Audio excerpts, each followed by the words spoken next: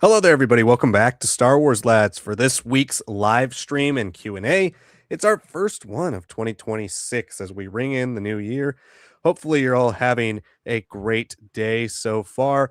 Let us know what you're going to be doing in 2026. Let us know some of the great things you have coming here for the new year. We want to hear all your guys' thoughts as this is a live stream and Q&A. So make sure you're sending in your questions, your comments, your theories, anything you'd like to discuss here in the chat. We'd love to hear everything you have to say for this conversation. We did have, one big piece of news that came out today, and we're going to be talking about it. It is kind of inevitable news, something we've been talking about for a year almost now. It first broke in March, I believe, or late February 2025. And now we are talking about seeing an official change at Lucasfilm within the next month.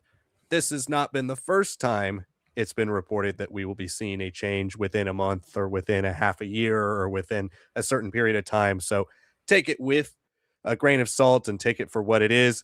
But we are going to be discussing the news that Kathleen Kennedy is going to be exiting supposedly this month, and Dave Filoni and Lynwen Brennan are set to succeed her. So we're going to talk about that as well as a variety of other things. So let us know all of your thoughts in the chat on that topic, as well as anything else you'd like to talk about. This is, again, live Ask Us Anything. So it doesn't even have to be Star Wars related. If you have questions about anything else that you'd like to discuss, we haven't seen you all in 2 weeks. So let us know what you did for the holidays. Let us know how your new year was. Let us know all of that stuff. Anything you'd like to discuss in the chat, let us know. All right, let's get to the topic, though, because it is a significant one, even though we've talked about it at least 3 or 4 times on the channel. But when this finally becomes official news, this will be arguably the biggest Star Wars story of the year. And that is, once again, the rumor slash report that Kathleen Kennedy is going to be stepping down this month, transitioning her reign as president of Lucasfilm over to Dave Filoni and Lynwen Brennan. So this was first reported last year, as we said. I believe it was end of February, beginning of March. I know because I was out of town on a big trip when the news came through about this, and then slowly started trickling in multiple times over the next 6 months or so. We thought we'd hear something at Star Wars Celebration. We heard nothing at Star Wars Celebration. Then another report came out in midsummer that, oh, by the end of the summer, she's stepping down as well. That obviously never happened. So this is from Matthew Filoni of Puck News, who reported on the film's coming leadership change as part of his report for 20 predictions of future Hollywood stories, but flagged this as a news item, not a piece of speculation. Here's what he had to say. Dave Filoni and Lynwen Brennan become Jedi Masters at Lucasfilm in the next week or two. Disney will finally confirm what we've known for months. Kathleen Kennedy is indeed stepping down at Lucasfilm as president, and Dave Filoni, currently the CCO of Star Wars, will be elevated into the top job. Simon Halls, Kennedy's personal publicist, has already set up her cushy exit interview. I'm sure the Pulitzer Committee is standing by for that piece of journalism. Filoni has never been a traditional executive, so they're giving him a partner in Lynwen Brennan, currently president and general manager of Lucasfilm Business, but he'll be the decider on the creative directions of the franchise in film, television, and any other platforms in the galaxy. So that's the official quote. That's the official supposed news that is coming. Sonic, I know we've talked about this multiple times over. I know we've all kind of been preparing for the inevitable transition away from Star Wars, away from Lucasfilm for Kathleen Kennedy. But now that it's seemingly once again official, what are your thoughts on Kathleen Kennedy stepping down in the next few weeks as we close out January and begin a new year and a really important year for Star Wars in 2026? Like you said, not entirely groundbreaking news. Like, this is just more of us finally seemingly getting the initial leaks of the year. It seems recently Every sort of franchise has had just leaks kind of come out, whether it be about their business, whether it be some new content, trailers, everything. At this point, it has become part of how you market something. It's become part of how you communicate with your audience, kind of getting them looped in with a little bit of hype. And I think at this point, it does kind of feel like more of like an industry way of hyping this coming about. Again, Kathleen Kennedy, one of the all-time greatest producers. I think if you mock that, then you don't truly love cinema, truly love what she's achieved with blockbuster cinema, working both with George Lucas and with Spielberg. Obviously, she was put in this position because of her success there. And yeah, it didn't come out perfectly or neatly. Some of it was also just completely out of her hands, as Iger has admitted. But yeah, I mean, there are things you can fairly criticize her for. But now we're, supposedly entering a world where a direct acolyte, a direct disciple of George Lucas in Filoni is going to be kind of taking that James Gunn saffron model that DCU has put in place and put it for Lucasfilm. Not anybody can be a Feige. I think that's one thing that's definitely become apparent. And even the Feige stewardship has shown cracks despite all these seeming teases that are getting people hyped up for Doomsday and all that. It's a supposed, uphill climb that has become a little easier in the last year or so for Marvel when they've been cleaning up how their shows are run, what the focus of movies is, and etc. It's a big new world. It's a brave new world, really, for everybody. So I'm very curious how this partnership will work. I think the thing that was a little interesting to me is that it's Lynwen instead of Carrie Beck. I think that was kind of the partnership that everybody's talking a little bit more about, just because Carrie seemingly has worked a little bit more closely with like the direct content as opposed to just the business side of things. Uh, I know there is some speculation out there because she was one of the biggest people, along with Kathleen Kennedy, pushing for Acolyte. Maybe it just didn't win her a lot of support internally or something. Maybe, I don't know.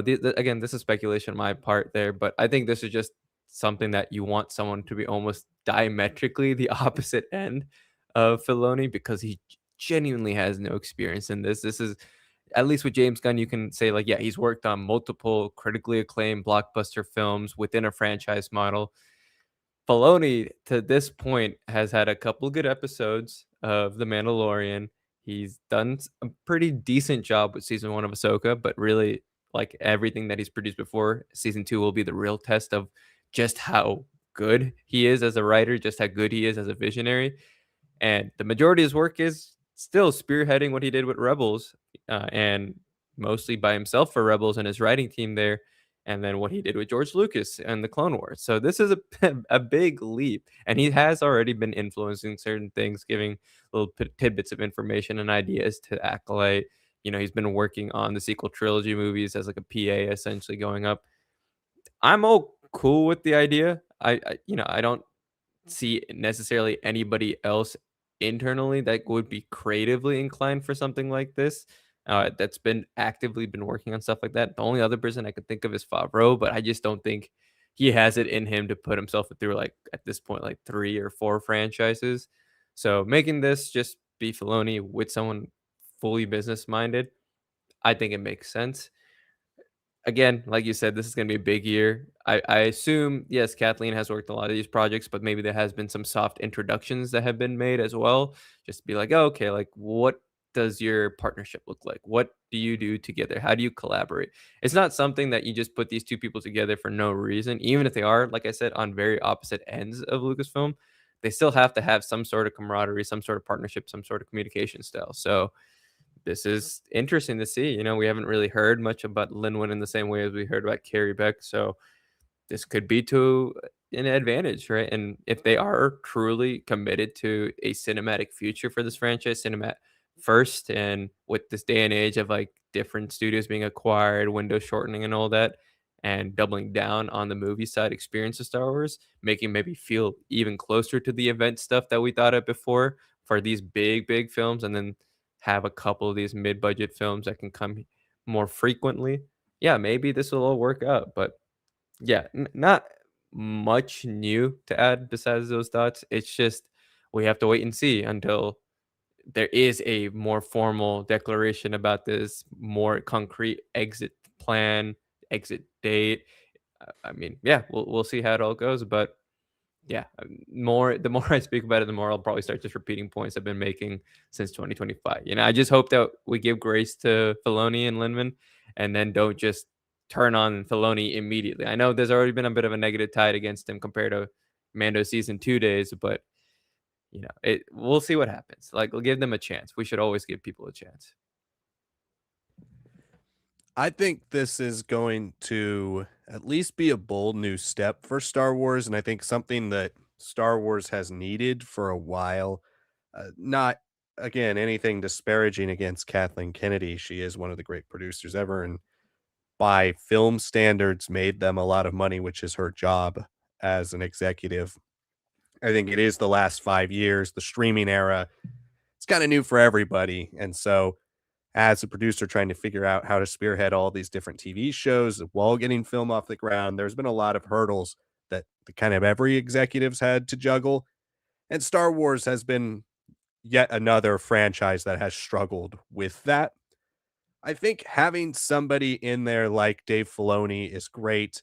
This will be always going to be compared to the almost new form of studio executive, which is not just one person, but two people birthed out of the James Gunn DC, decision. And while James Gunn, like you said, he did have a lot of film experience, which made him kind of a perfect visionary for trying to spearhead a DC project. Dave Filoni has pretty much zero film experience. He did have the Clone Wars movie, which he technically directed, but outside of the animation, he hasn't had any live action film experience. So you do need to bring somebody on board. And I think that's something we talked about a year ago with the original announcement, is just that I was uncomfortable, as much as I like Dave Filoni, with no film people being in charge of Lucasfilm. Now that you have somebody on the business side and you have a creative, I think it allows both people to shine in their respective roles as long as we see that partnership truly work. It's really like, to use an NFL type of analogy, your GM and your coach being on the same page. My favorite team, the 49ers, we have had John Lynch and Kyle Shanahan there for almost a decade now. Both they were hired at the same time, both with the same goals. And you see ups and downs in the relationship, right? But there's always a common theme on what they want and how they're going to get it. And I think this new breed of not just having one person in charge of everything, but having two people, one as the visionary, one as the person saying, okay, let's take a step back and actually, figure out how we're going to do that. I think that works a lot. And having Filoni is, as somebody who's directly connected to George Lucas, is an exciting prospect. So I think this is going to be at least a refreshing direction for Star Wars. As with everything, if you have somebody in power for so long, eventually things do get stale, or eventually you kind of have one way of doing things. So this will be a refresh and a reset for Star Wars, regardless whether it's good or bad, right? But I do expect, with the division of power, there to at least be more products getting off the ground, more projects getting looked at, more outside forces coming in and pitching, and more time to work on a bunch of different things. Now, a lot of people will also ask about, oh, well, what does this mean for the Filoni movie? And we've kind of been talking about that for a while. I personally have the opinion that, like, I don't know if it's going to ever happen. And if it does, it could be written by Filoni and directed by somebody else. It could be produced and written by Filoni, directed by somebody else. Or, like James Gunn has done, it can be produced, written, and directed by Filoni while Lynwen Brennan runs the company and Filoni takes a year off from running the company and focuses on one singular project. That could be the case as well. But I think this is at least a shakeup, and that's what Star Wars has kind of needed. We have been on this channel for now going on 5 years, and every year it just seems like we're talking about the same things over and over and over again. Star Wars had their huge slate reveal in 2020. Most of that has come into fruition, And since then, almost nothing they've announced has actually happened. So it's just nice to see at least some steps being put into actualizing Star Wars again and creating Star Wars again and really feeling like they're at least trying and they at least care about Star Wars overall as a brand, because it really has fallen to the wayside over the last 5, 6 years compared to things like Marvel, compared to some of their other brands that have really dominated the film and TV space. Star Wars has been that consistent just thing there that's constantly like a 4 out of 10, 5 out of 10, 6 out of 10, maybe 7 out of 10. And outside of the odd Andor, we're just getting average to slightly below or slightly above average stuff. And there's nothing worse for a movie studio than living in averageness, because if you're there, people lose interest. People care more if to hate something or love something. And right now, Star Wars has just been so average for the most part, outside of, I would say, Andor and really the Acolyte, which is on the wrong end of average. It's on the bad end. So regardless, I think this will push new ideas. It will maybe add a little bit more streamlined kind of Lucasisms to Star Wars. A lot of people like to push that the Clone Wars, a lot of its quirks are on Filoni, and I would say yes, they are, but a lot of them stem from the creativity and the way George Lucas thinks. And I don't think Filoni was really given free reign on the Clone Wars until some of the later seasons. And Lucas always had input on everything, no matter what. He was the one paying for everything. He was the one in charge. He was the lead producer. And you listen to these interviews, he was always a part of it, right? It's nice to have somebody who's directly creatively somebody who's riffed with George Lucas back in the DNA of Star Wars. Not that Filoni ever left, but you only saw it in Filoni projects. I'm excited to see that maybe spread across Star Wars in the future. So that to me is the most exciting thing about having Dave Filoni involved. I think for all his good and bad qualities as a filmmaker, as a writer, as a director, there's an enthusiasm, excitement, and energy that's I've really only felt from George Lucas when you watch some Filoni stuff. It can be for good or bad. It can be, clunky writing, but you see that in the spirit of George Lucas kind of in that way, right? There's a lot of Lucasisms that are in Filoni's work for good or bad.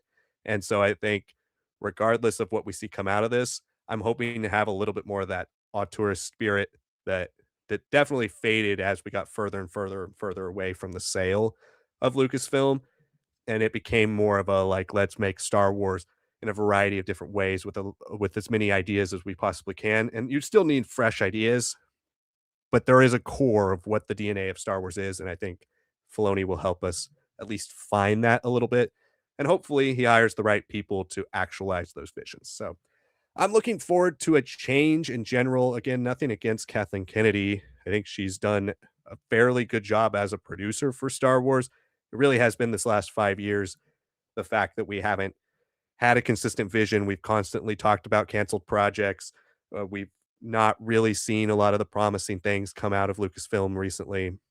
It has been mostly been these last 5, 6 years that have caused her reign to really kind of stumble, um, at least on a business perspective, because originally with the sequels, whether you like them or not, they made a lot of money. But I do think Star Wars definitely needs a refresh, and this will be our refresh. But let us know what you guys think in the chats. Let's see, what do we have in the chats on this? Sedisho says, hot take, Dave Filoni isn't that good of a writer. I don't think that's a hot take. I mean, I personally enjoy his storytelling because, like I just said, it really invokes all the Lucasisms. It invokes the craziness and the trippiness and the sci-fi. Like Lucas never really got out of THX, right? He always wanted to come back to that. He always talks about his favorite Clone Wars episodes are the ones where the droids are stranded in the white limbo planet before they find Gregor. That's the weird stuff that George Lucas has always been into. He's always been into experimental avant-garde sci-fi. And I think Filoni brings a lot of that stuff to Star Wars. And as a prequel kid, as a prequel fan, I appreciate that. But I won't disagree with you. And I don't think a lot of people will disagree with you that as a dialogue writer or maybe as a specifically plotter, Filoni definitely has his issues. But similarly, out of the spirit of George Lucas for sure. I think some of it comes down to Filoni, as far as we've seen in live action, hasn't brought the writers' room that he had with Clone Wars and Rebels. Like at one point, you could see with the prequel era and the very first few years post prequel era, when it became basically the Clone Wars era, George Lucas would kind of keep that same mentality of like, I want to release as much behind the scene things as possible, documentaries, little footage, clips, everything. And you would see these little conversations and interviews with Filoni, with George Lucas, where there'd be things that George Lucas would be like insisting on, and Filoni would be like, maybe we should like pull back a little, or that doesn't seem exactly right, or maybe a little too far. I mean, as much as we can love the creator himself when it comes to Star Wars, there are things that he was a little quirky and a little edgy about that sometimes didn't mix well. And at the end of the day, whether you like it or not, he made the prequels how he wanted to make the prequels, right? And I think it's despite the enormous hate that was there in the early 2000s for it, there was also valid criticism. He still, like he did in the 70s and 80s, he can't write character dialogue. His direction has always been noted as like faster, more aggressive, as opposed to like being very actor oriented and all that. There are things to legitimately criticize him for, but never as a world builder. But there are things in the Clone Wars where you would see Filoni be like, why are we telling this out of order? Like, why are we trying to do? And he'd be like, oh, I'm trying to do like the war serials back in the 40s and 50s. It's like, yeah, that works then, but this is a TV show that, we want to like keep things up to. And especially with our animation improving with the millions that you're pumping year after year, that can get a little confusing. And I think anybody rewatching season 1 and season 2 and the actual chronological order versus what we see in the release order, it is a very like, okay, like I can keep up with the arcs, but I'm not really sure the stake of the galaxies here. I don't really understand the order of like Jedi victories versus Confederacy victories, stuff like that. Like once you watch chronologically, and once Filoni definitely takes more of a staying hand, by the time season 3 comes around, there is just a notable improvement. And I think Filoni, for his faults as a writer, I think has still written some of the best female characters of Star Wars. I don't think we've had this many and this much variety. Again, credit a lot of it to his writer's room, for without a doubt. A lot of them also went on to Bad Batch and showcased their skills there, but he was still like leading them into writing characters like Ahsoka, like Bo-Katan, like Satine. Like they were wonderful characters here. We got a full characterization for Padme that's missing in a lot of times when it comes to the prequel trilogy. So a lot of things to be positive for there. And meanwhile, you've got George Lucas putting, looking back at it, Ahsoka in a tube top, right? Even though she's a preteen, right? There are things that generationally, things that George Lucas, as Star Wars is advancing, audiences were getting younger and younger for versus where he is. Maybe he didn't link up quite well. And I think there's a sweet spot at this one point in time where Filoni was right on the money. Once we got to live action, once he had to do the level of work that George was doing as a world builder, as keeping track of props, keeping track of art design, all that, I don't think he was ready quite yet. And when he was with Favreau, someone who is an accomplished filmmaker, you can balance that out. That's where Kathleen, I think, also has to get a lot of props. Season 1 and season 2, she's like, you two have big Mandalorian ideas, put them together, see what you guys can make together. That's why even now, first 2 seasons are unanimously well received. Once they split ways, both of their products kind of disappeared a little bit. And I'm sure there was also studio pressure of like Grogu has to come back right away in season 3. That definitely shaped how Mando season 3 played out and Book of Boba Fett played out. But yeah, once you split them and Filoni's on his own, you don't get the same quality. If you said the same point about Filoni getting into this position now as the CCO in 2021, people will be like, yes, incredible news. I'm so excited, right? Favreau will start doing movies. All now it's like, oh, it's been a lot of years, a lot of like false starts with different movies and all that. And Filoni himself delivered a decent, if not great, like not a quite a great show yet in season 1. Again, I will still say I'm waiting for season 2. The more I'm hearing about it, the more I'm thinking that he's taking that step that we're looking for. But yeah, once you come to live action, once you're show running a whole thing, you're directing every episode. All his flaws became pretty notable. Like I still to this day don't like that he calls like essentially Ronin Jedi, Boken Jedi. That's just straight up taking stuff from samurai films. That's something I don't think he's really moved away from, which is something that Lucas never really had a problem from. Take your inspirations, mix it with something else, blend it together. That's Star Wars. That's how it's always kind of worked for me. Sometimes he just takes things and then puts the labels that we know familiar to us and to Star Wars, and it just feels like a little too real sometimes, right? Like you look at 90 Star Wars, even someone like Timothy Zahn bringing hot chocolate into Star Wars, he still changes the name of it, right? Like you just need to make things a little bit different. And those are things that like I'm like, oh, you need to improve on. Some of your choreography is a little stilted here. You're standing and talking instead of letting characters be dynamic and then respond to their environments and all that. Working on the volume, working in the streaming era is, I think, one of the hardest places to learn how to truly become a filmmaker. I think it's definitely something you should do with more experience, and especially with how they pushed it so heavily for this whole streaming era. But now that we're moving into Pinewood for Ahsoka season 2 and more practical stuff, now that we're just going to be using the volume as needed, like they did on the Batman in certain scenes and stuff like that, and now that we've got this whole regime change and everything, I think we can start seeing more of his strengths again. I think the last couple years for everybody in Lucasfilm, not just Filoni, a lot of their weaknesses have been exposed, and hopefully this year onwards we start seeing a lot of their strengths again. Yeah, I think those are all fair points, and I think with Filoni, the writers' room comment, especially with like when we look at his best work with Rebels and with Clone Wars, especially with him running the company, that's what I really hope is that he can continue to interject the Star Wars isms into other people's work, people who have the experience and the talent and the vision to execute grand films.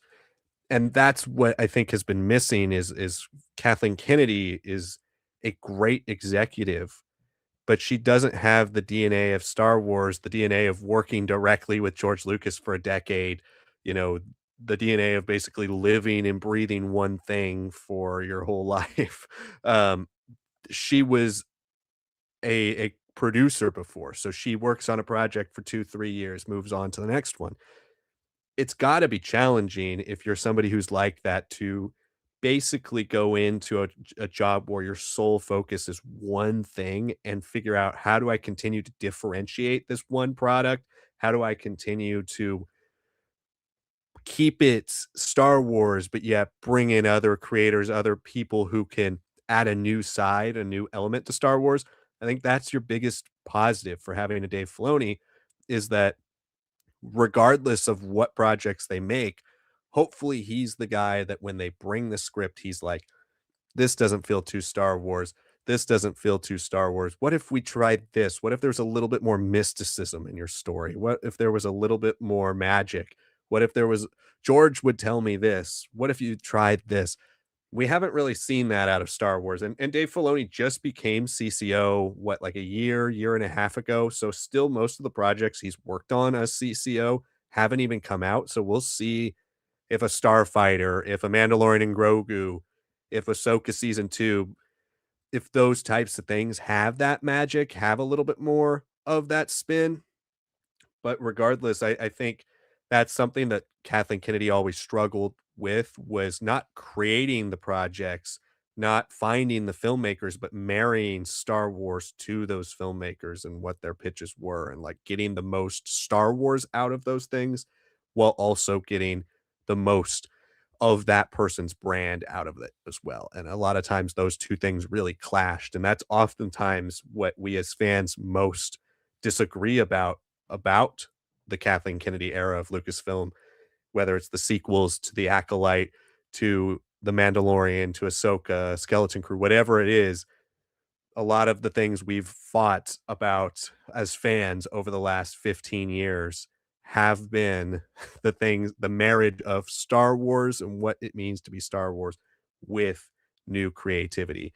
And that's ultimately going to be something that I think a Filoni as an overseer will do a really good job with is just at least kind of cohesive, making the vision cohesive and trying to unify everything, trying to make everything feel like it has that magic. And that's not to say they make one type of movie or one type of show. It's to say more that they are willing to bring in the era of what Star Wars is into each project and really try to build a brand again, because Star Wars has been so disassociated with so many different tones, so many different styles, so many different people involved in what is Star Wars and what is not, that it definitely has lost a little bit of its magic.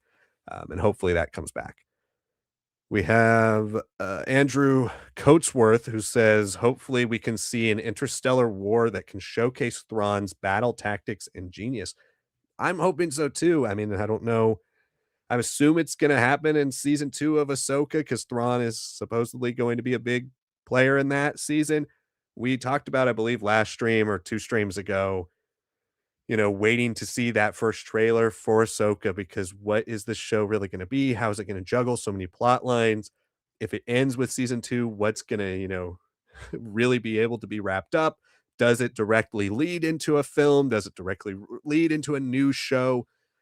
Hopefully we start to see where that all comes to head. But I think regardless, it would be nice to see Thrawn at his full might and really kind of alleviate some of the criticism that we've seen levied towards the end of Ahsoka season 1, because we did see a lot of impressive tactical Thrawn stuff in Rebels, even if it was kept at a more TVY7 level than it probably could have been if it was live action. So hopefully we get some of the same calculated Thrawn we saw in Rebels, but now taken to that live action TV level. And that's kind of where like the whole question of where Ahsoka season 2 is really gonna do, like its balancing game here, because yes, we want to deal with Peridia, we want to focus on Ahsoka as the character, as the namesake. I mean, that is, I think, one thing a lot of people agree with when it comes to the naming of the live action shows. Most of them have not necessarily been adequately named, right? Like an Ahsoka show being split between so many different characters and not necessarily coming to her until the middle of her season didn't really work that way. Like, I wish this was a show that was named something a little different with her as the lead, but it's just not, marketing, data analytics, whatever it might be. That's kind of just what we're kind of dealing with in this world, I guess. But when it comes to like that scale of like an interstellar war, yeah, I mean that's gonna be important for Thrawn if we are doing something even close to Heir to the Empire.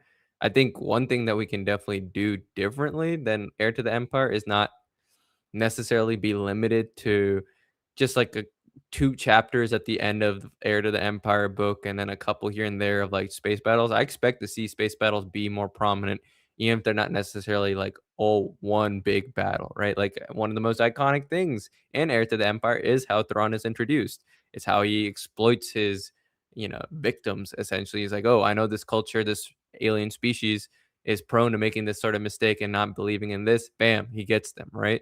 I think we need to start seeing that at a Thrawn. And with the rumors that Pinewood, has had a lot of practical sets with hangars, hundreds of people running around, stuff like that. Very excited for what that really means. Maybe we are going to see at least Thrawn for a little bit more than we expect in that first half to really kind of set the scale for stuff that might not necessarily be addressed in Mandalorian and Grogu because it's going to come out before, but maybe stuff that's going to be set up for whatever comes in a season 3 or some sort of tie-in movie or something like that, where you at least get to say like, we know all this hut stuff, how that's going to shape maybe the underworld a little bit and some of the Shadow Council stuff in Mandalorian Grogu. But as far as what Thrawn is doing on his own, spearheading the Shadow Council, what he's doing on Dathomir and all that, getting to see some like real battles in space on the ground, I think we are going to see that in Ahsoka season 2. It's kind of weird to say that a TV show season is going to be more essential to the lore than a movie, but again, Mandalorian Grogu was one of these films that was never like announced and then like kind of like pushed away to the side. It was announced, got a full thing there, and with it being like rumored as a season 4-ish adaptation, now a lot of people saying it's not. It's like an original idea that still leaves the door open for a season 4. Like there's definitely some reconfiguration happening here, and I think whatever happens, we are going to see a little bit more battles with the Mandalorian and the Mandalorians there eventually, maybe not in the movie, but definitely starting off with Thrawn, as we've seen here in the books and everything. Now, finally get that version adapted more in the closely in live action because he's escaped. He's finally not having to deal with the weaknesses of being on Peridia with the grandmothers, piecing together his one star destroyer that he really has, and keeping all of his troopers as zombified and alive, right? Like now he can really take that next step forward, and I think we're gonna see a little bit more of that classic Thrawn, and I'm excited for it. So I think we should. That's why, like, when I'm hearing what you guys are saying about Filoni, I get it. Don't get me wrong, but when we heard about like the rumor of this budget being a little bit lower than even season one, I was like, oh, I was a little worried at first until I realized, oh, well, they did move to Pinewood. There's going to be more practicality to it. They are going to reuse a lot of sets, a lot of assets, digital assets for the volume. Theoretically, you're not really adding too much new cast members. You're just kind of focusing on the same sort of group as before and expanding them out. Yeah, I can see that. Like you can say season one is the establishment for all the sets and all the costumes and everything, and season two is where you get to see the small little upgrades needed and the evolution of things. So yeah, I think we should be excited just from a little bit of the rumors and leaks that are coming out. Definitely, and I see a little bit lower critical thinkers saying that Ahsoka season 2 doesn't look too promising.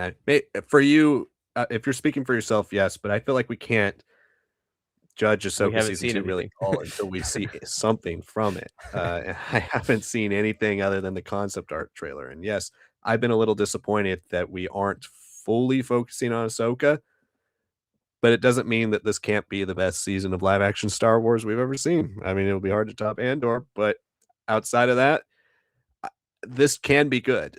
And I'm hoping and expecting it's good because I'm somebody who did like season 1 of Ahsoka. It hasn't aged, I think, as well as maybe the excitement originally was when it came out, but I did enjoy it, and it's something I'm looking forward to rewatching again for, like, the 4th time when Ahsoka season 2 comes out, and I think it has a good shot to be a good season of TV.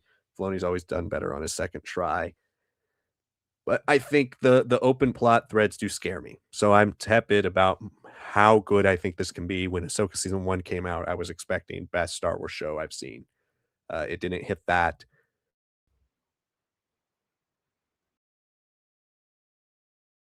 No, but can it be better than season 1? I absolutely think it can be, so remains to be seen. We're gonna keep going through your guys' questions, obviously,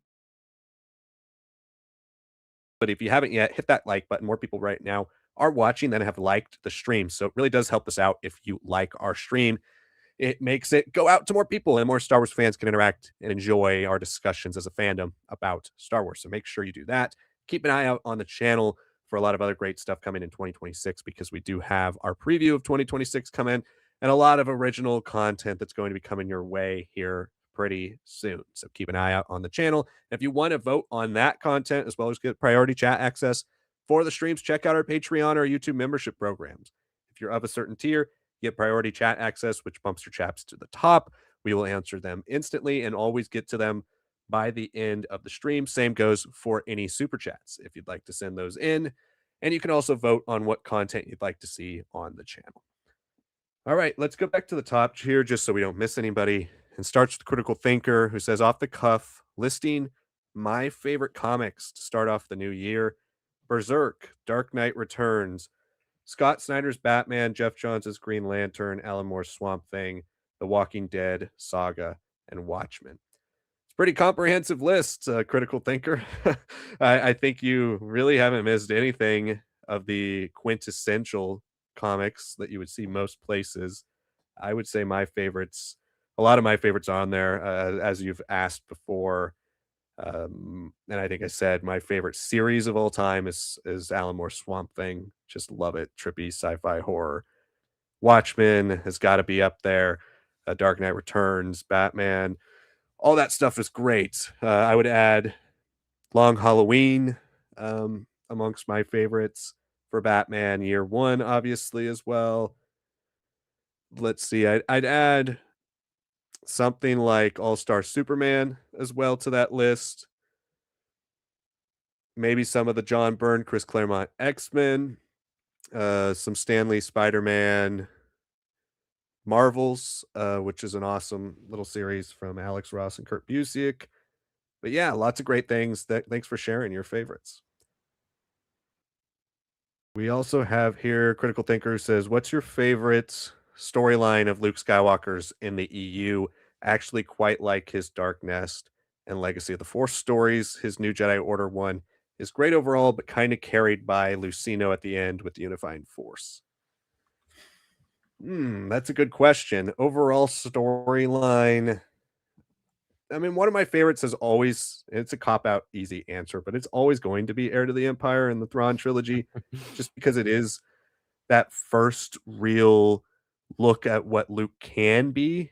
And I just love looking at it in kind of a historical context with like what Jurus Sabaoth can was kind of as like our first real look at what a prequel Jedi might have been and the power levels and like seeing those types of things come into the stage and how Luke deals with his expectations of meeting this person he's been waiting his whole life, kind of a Jedi in their prime, waiting to see what that would look like, wanting to learn so badly, and then of course falling and having to learn that his master is not who he says he is, and then the relationship with Mara and all that, how that progresses. And I guess if you want to add on as an addendum, Hand of Thrawn, into how that piggybacks into Luke's story and Survivor's Quest.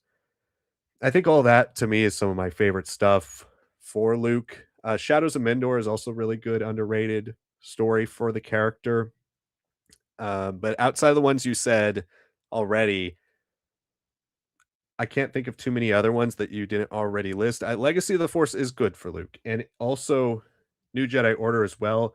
Although in the first half of New Jedi Order, especially, he doesn't do very much besides political squabbling and a lot of like, well, we shouldn't get involved, and we shouldn't. I've got to keep the peace between Kip and everybody else, and but the second half does pick up, and the Unifying Force is definitely one of his most important stories. So those would be my favorites outside of the ones you already listed, Critical Thinker. Yeah, I mean, he eventually obviously strains out a bit and takes charge of the Jedi instead of hanging back. And also, there is the whole complication with Mara and the spores and how it affects the birth of Ben and everything. So he is on the back seat. Del Rey definitely was trying to push like this is all new, exciting Star Wars with the new generation leading and taking more of a central role, and it succeeds that way, right? Obviously, by the end, it gives a little bit more balance back, which you can argue for better or worse. That's what people wanted. That's what George at least wanted when Anakin Solo became maybe a little too prominent of a character when he was working on the prequels and all that. But yeah, I mean, arguably his best stories as a lead character happen in the Bantam era. He's not like dealing with organizations and massive stuff. He's working within the established unit of him, Han, and Leia, and all the tangential friends and groups that work with him that he can augment, that he can use his force abilities for, maybe his old past rebellion experience for. So really, it is Bantam era for me. And like you said, Heir to the Empire, it is a cop out, but it's still a very good cop out. You can also throw in a Hand of Thrawn there because I love Mara calling him out for all of his stuff, including Dark Empire, and he's like, "No, no, no, I was trying to do the right thing," and it's like, "No, buddy, you clearly slipped. You couldn't say you just walked in the door and walked out, right?" I did like that as a revisionism story for him. A lot of it is making sense of Bantam era Luke just being kind of unhinged for a lot of the point. Honestly, in some ways, like, okay, for me, I do love this overall outline of the Jedi Academy series. Leviathan is a pretty good comic too, where you get to focus on a lot of his cast of characters that he's kind of put together for this first real era of his Luke's order. But it's really just Jedi's search for him that he's, like, really a lead character, unfortunately. But I do love that, like, first 150 pages or so where, he's meeting with Gantoris, and he walks on fire and jumps at the little spots while they're, like, harvesting magma maggots or whatever they're doing on that crazy planet, and he gets to prove himself with the Force. Like, that's where showcasing the incredulous abilities of the Force made sense in Bantam, not, like, sitting on, like, compressed air seats because I can, right? Like those are things about Bantamera that just didn't work for me, but I do like the idea of that. And again, I do like Luke almost being at a crossroads a little bit about what he has to do as a leader of so many new young Jedi, but also realizing a lot of these new young Jedi are from well-established bloodlines, or have had huge life experiences, are older than him, right? That he's not like just some master to some young Padawan like in the prequels. He's dealing with people who have had entire lives that have shaped them and their ideology and that don't necessarily link up with what he's trying to put back into place with whatever scraps of knowledge that he has as a young farm boy, right? I do like the concept of Jedi Academy. I till to this day, it is my frustration that we didn't get more out of that initial Jedi Academy era. I know you can say young Jedi Knights and junior Jedi, but that's more like second, third gen Jedi Academy stuff. I wanted more stuff with like that first gen. What did all his students really achieve and like spread to like establish, hey, the Jedi are back? Leviathan came out so much later. It's just not quite there. You can say the Jedi Knight games, you can say I Jedi, but it's really not enough. But I love the overall outline, not the structure and execution. Definitely not a lot of the characterization of like, hey, we're gonna have this crazy angsty kid with like a little tiny ship run, destroy whole solar systems, and figure out, oh, did he do it because of X Kun or because he wanted revenge, right? I didn't love stuff like that, but I did like the idea where the story took place. So I'll say that, Luke, most interesting, the one I want to see more of. This is a hot button one, but because Luke also just happens to have so many love interests throughout the Bantam era, I do kind of like the Callista trilogy. It's really weird. It's a little freaky in that sense. There's nothing great about those books, but I do like this idea of like exploring like, oh, ancient Jedi grounds that could be destroyed by Aya Palpatine, connecting with like almost a sort of force spirit that's, stuck in the virtual cloud of stuff. Like it was just way too weird and esoteric, but it became a romance and it shouldn't have worked. It mostly doesn't work, but I do like this idea of like Luke kind of being swayed by things because he is so inexperienced. He is trying to connect to the past. He is trying to connect to his own needs and stuff like that. And it was not the best romance. Obviously, Mara Jade is the one that works the most, but it is the one that got me most interested in him as a kid. Like, oh, like what exactly is this like late 20s, early 30s Luke really about when he's got all this responsibility and all that? But what does it mean to like just be him? What's he doing on Bel Savis? Why is he like responding to cryptic messages from Callista on Chorios? Is it Nam Chorios or one of those? Like, yeah, there's it's a weird romance story. Darksaber is unfortunately one of the better Kevin J. Anderson books too that he's ever written. So that kind of lifts up, helps a little bit with the sag there too. But yeah, I would say that one I just throw in there as like oh, like that was a weird one, but it was weird in a way that just kind of hooked me and didn't like really it didn't really hurt what I thought about Luke, but it made me think like there are so many different avenues that he could have taken as a Jedi, as a person personally before he really doubles down on Jedi Academy. He really doubles down on like this is the future that I need to lead as a leader for all Force users in the galaxy before the next threat comes around.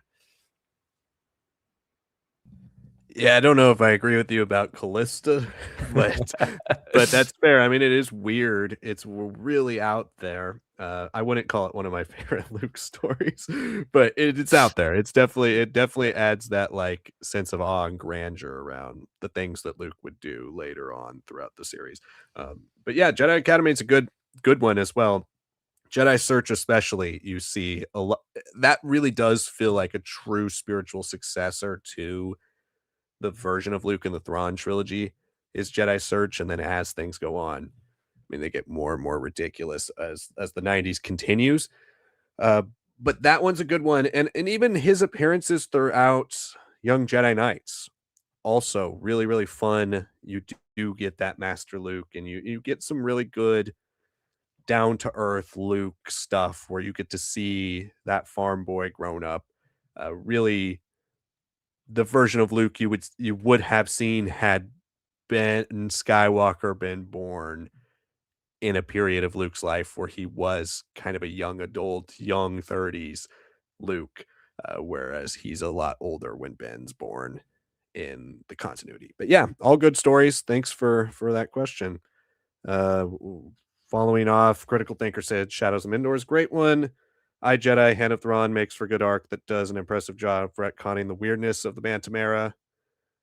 Then agreed. It's a shame we'll never see more content about that kind of new structure. Yeah, a lot of good stuff there about Luke. So thanks for that question.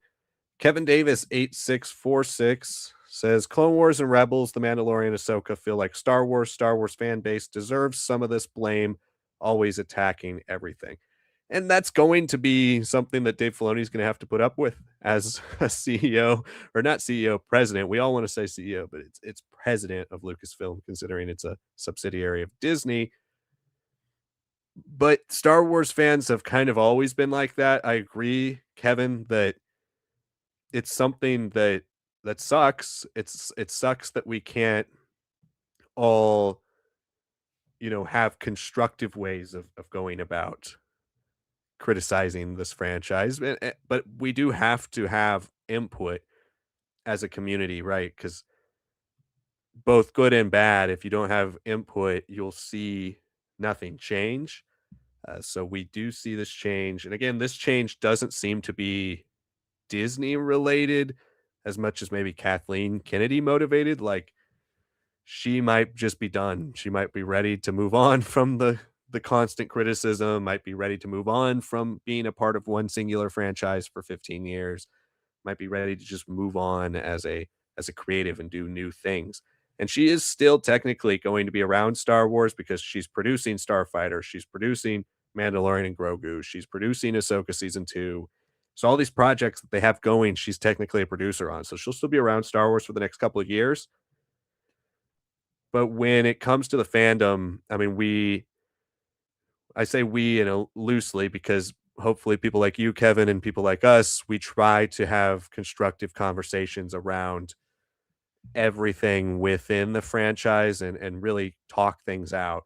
But there are people who are first instinct is to hate everything. And a lot of times that does create for a lot of division within the creative process because people are trying to please everyone. So hopefully with the Filoni coming on board, like I mentioned earlier, a little bit more injection of that Star Wars DNA, that Star Wars magic with the business acumen of somebody like Lynwen Brennan.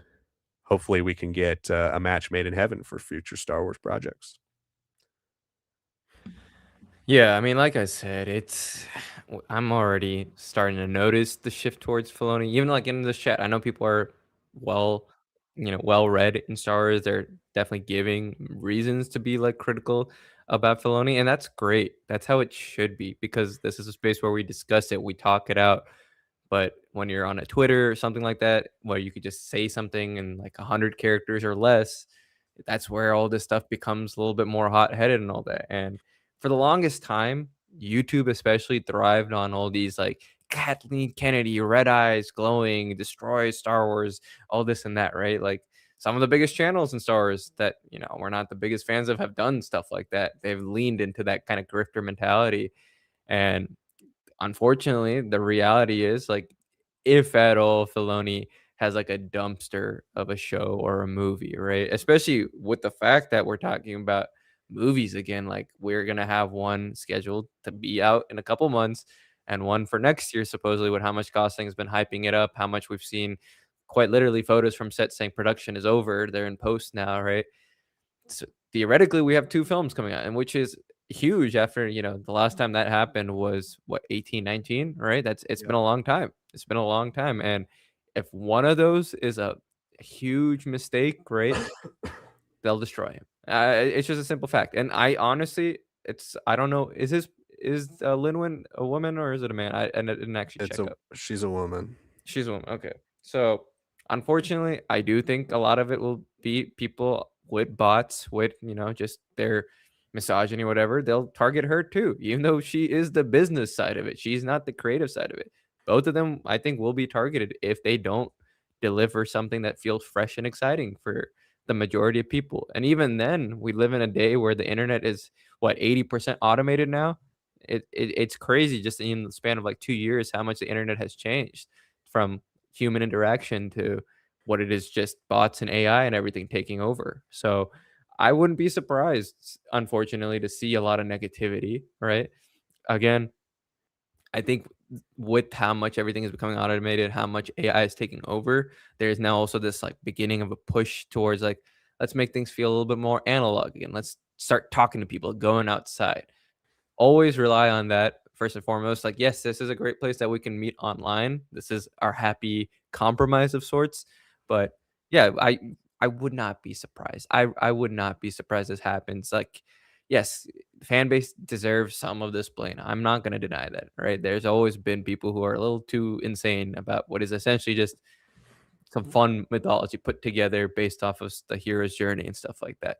It's just a fact, right? I think to say something that's survived for this long with this many generations to be clean and pure doesn't happen in any fandom base, especially as fandom bases become more elongated. We continue to get more spin-offs, continuations, everything from every new franchise and old franchise alike. So be prepared for that.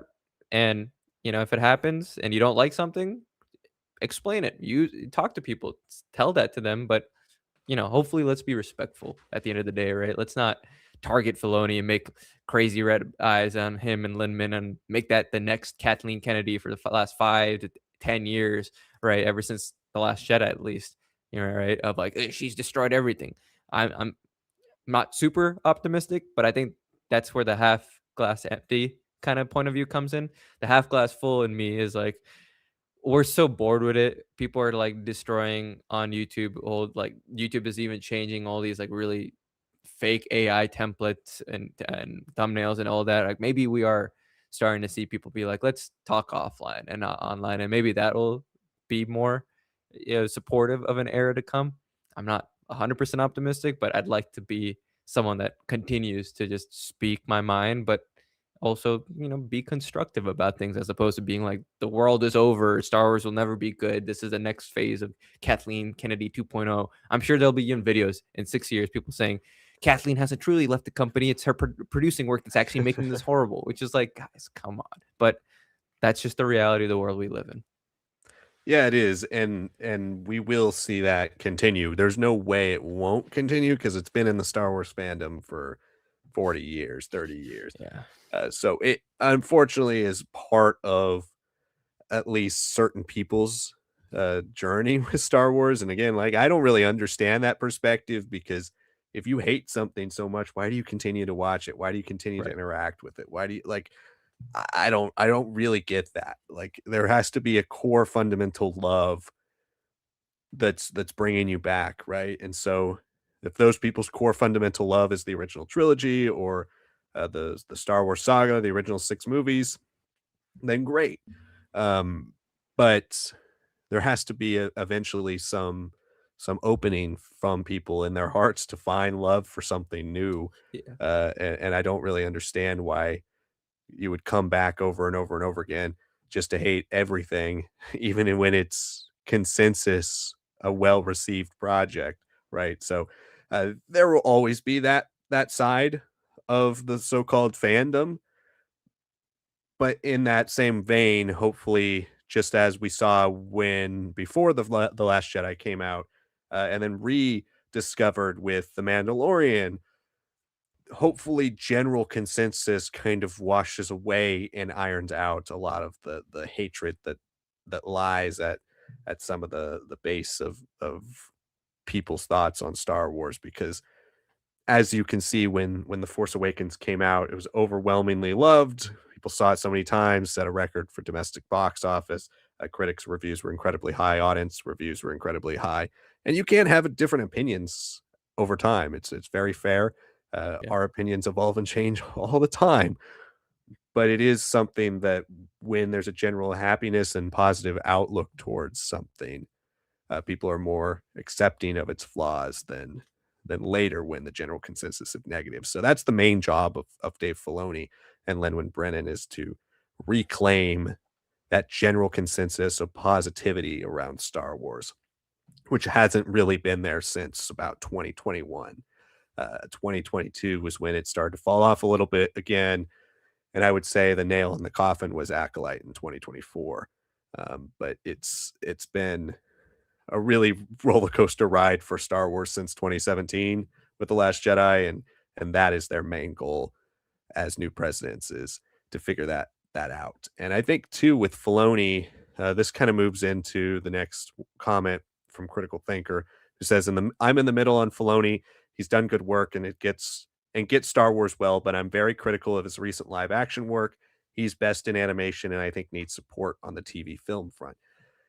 And to that point, and to what I was just about to say before I read your comment too, was it seemed that Kathleen Kennedy was more of an active producer, more trying to juggle both jobs, both the job of as president of Lucasfilm and the job that she had previously, which was actively producing films.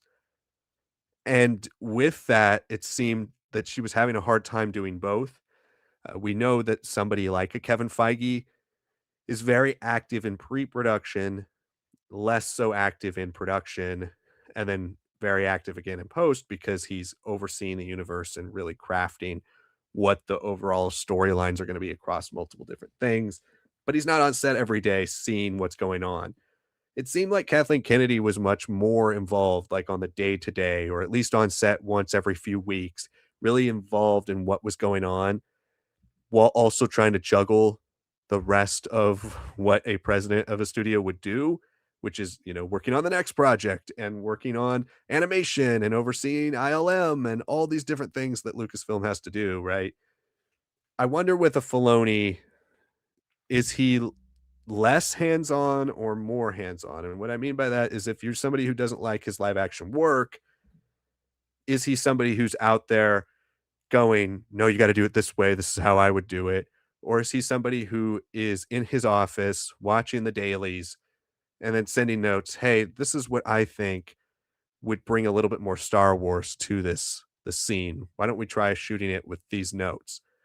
I think if he's like that, I think it's gonna really work because nobody can ever accuse Dave Filoni of not having ideas. It's about the execution with him, just the same way it's been about the execution in the past with George Lucas. And so they're creative, they're brimming with creativity, they're brimming with that Star Wars spirit. And I think if Filoni is able to rein in more of the hands-on control of everything and apply more of the unifier kind of style coach, if you will. Like if somebody who has a bunch of personalities and brings them all together, if he's more of that type of leader, I think that's perfect for him because as a storyteller, he'll be able to interject all his spirit into other people's work while using them as vessels to continue to tell their stories and tell their stories in a way that would get at the heart of what Star Wars is. And like you said, critical thinker, he understands Star Wars. I think those people who say he doesn't they're people who genuinely seem to not like or appreciate a lot of the things that second half of career George Lucas brought to the table. I think Filoni, if you like the prequels, Filoni has that spirit. He just sometimes has a hard time putting it into action. And so if he's able to work with the right people and he is truly a leader and delegates the work that needs to be done, I think he's going to do a great job in this role. It's just whether he's more of that type of leader or he's more of a James Gunn who's right now seeming to want to be involved in everything. And we'll see which one works. And jury's still out on that style as well because I really loved Superman, but we haven't seen really anything else come out in the post DCU version of James Gunn, and I wasn't super thrilled with the finale of Peacemaker. I still enjoyed it for the character stuff, but uh, as a season, it definitely didn't hit, I think, as well as it should have. So I think we'll see where that stuff is going in the future. But if Filoni is able to do that, I think that plays into his greatest strengths as a communicator and a filmmaker is the unification of talent. So hopefully that works out for him in the future. Yeah, I mean, I think that's the best way of putting it. Let's hope that he's a glue guy and he really helps make everything feel unified. And if you think that means that everything is going to be a negative response, well, that's just not how creatives work. Everyone's going to have a different voice. All he's going to do is just make it feel like it's got a little bit of that spark that we're all like, oh yeah, wait, that just feels like something straight out of my childhood. Like it touches you to the core, right? But it could be completely different. Like you mentioned before, like Andor, right? It's a show that has nothing in common with prequel Star Wars, maybe closer to like Empire Strikes Back more than anything else when it comes to like the politicking that happens while you're actively in war and stuff like that, but now put them in a little bit more of a grounded state about the real politicking actions that take place there. And if I saw that at 11, probably not my favorite Star Wars thing, right? But it watching it last few years, it reminds me about, like, the things that I felt about Star Wars prequels and stuff, even if it was executed in a different way, right? That's the whole thing. Does it feel like it could be something that links up and is in line with everything that already has been established, especially with what George Lucas achieved? Then great. If it feels different, but still has those moments, I'm like, oh yeah, like it just wakes up a little bit, also great. If it just feels like it's completely out of the blue and I'm like, I don't know, yeah, then the jury's a little bit more out there. Now you have to truly impress me. And that's where some, like you said, someone like a producer and Kathleen Kennedy, she can try to mold these creatives to become the next generation of blockbuster filmmakers like Lucas, like Coppola, like Spielberg and all that. But it's almost like impossible to mold and create those types of people because they were literally industry breakers. They were changers. They brought about the blockbuster era. What Filoni can do is like let these blockbuster minded directors come and play, do what they want to do, but just make sure to be like, hey, but remember to stay on like this general trajectory and work between the boundaries that I'm putting, or like, hey, you're almost there, but it needs a little bit of that there. That's the hope, right? And that's what we mean by unifiers and glue. And being unified doesn't mean that like, every project's gonna be received the same. No, it just means that maybe everyone feels like, "Ah, man, like everybody's on the same page right now." Yeah, and I think that's also another thing that Star Wars got has to focus on is like you don't need the George Lucas Star Wars magic in a show like Andor, right? It's its own thing that really thrives on its uniqueness.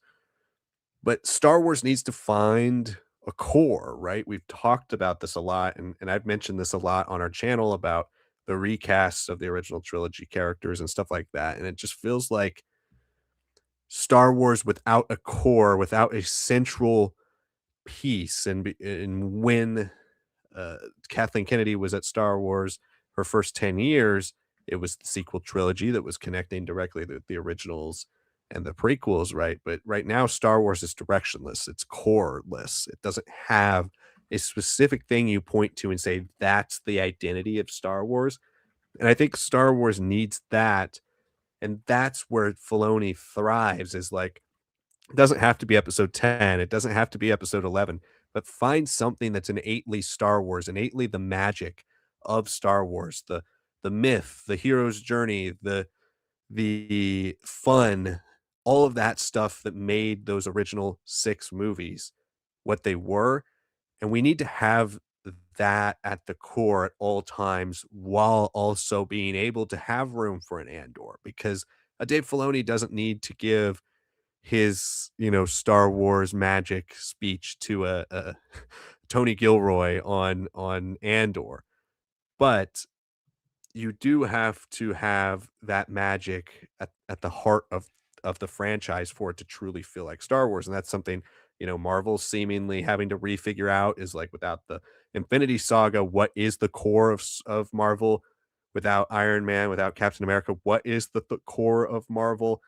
It's something that pretty much every major brand has had to figure out once they lose that core.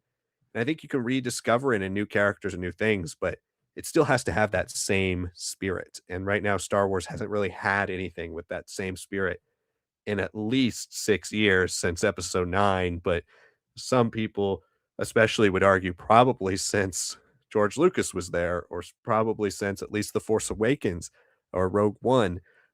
So that's, I think, another tall task for them to find is that core. What are you centering Star Wars around at this time? And we will see if they're able to figure that out because I think without that, Star Wars remains to feel kind of chaotic and sporadic and directionless. So we shall see. Maybe it is Starfighter that will be that new core. We have next, let's see, we had, I think it was Andrew Coatsworth, who said now that they can explore the underworld to some degree, Huttese power vacuums, crime syndicates, Republic officers and police, a new Jedi Order, remnant Jedi, and Force users being discovered.